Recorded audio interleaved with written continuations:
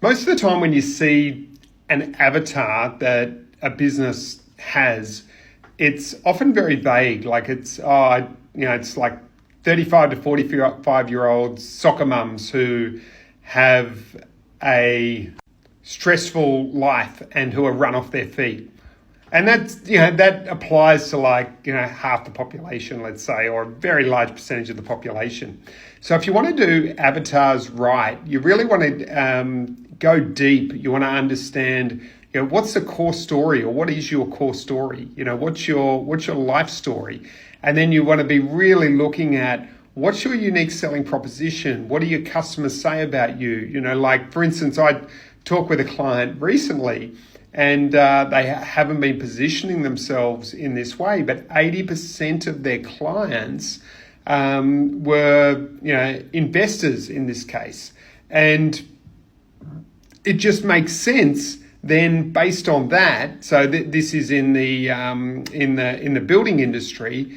And then we looked at, okay, based on that, why are you attracting these clients? What do you do that's unique? Because if you're naturally attracting them without even trying or without having the marketing set up, imagine if you actually set the marketing up. And then when we dived into it, there's like 4 or 5 sets of unique points which attract investors. So all of a sudden, when you look at this, if you went to the entire market, you might be competing with 100 other builders.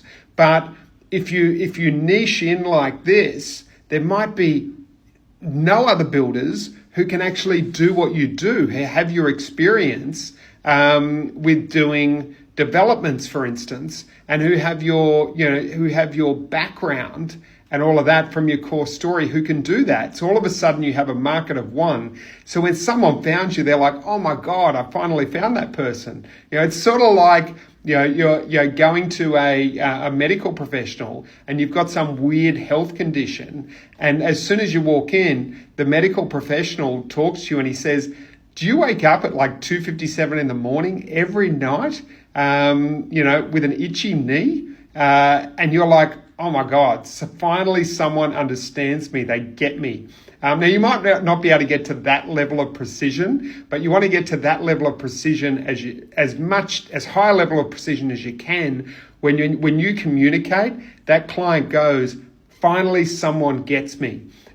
Because as Robert Collier, one of the very old advertising guys said, he said the key to advertising is understanding the question going on in the customer's mind. And you want to bring all of those things together. What are the emotional drivers of the customer? What's your core story? What's your unique selling proposition? And then you're working out the avatar and how the avatar interconnects with all of that. So it's quite a detailed process, but it is super valuable. And one of the things I always say is it's like design. It's like building a house, right? You can build a house. You don't need a set of plans. You can just start building relatively straight away without going through the design phase. But nobody does. Why?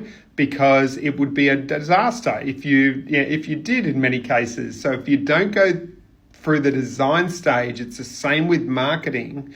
If you don't go through that design stage, okay, it's going to be a disaster. So take the time, slow down, go into depth and really understand, your avatar, your core story, your unique selling propositions, all the emotional drivers of your client in order to really stand out from the competition and create as close to a market of one where you are the one choice to a very important market as you possibly can.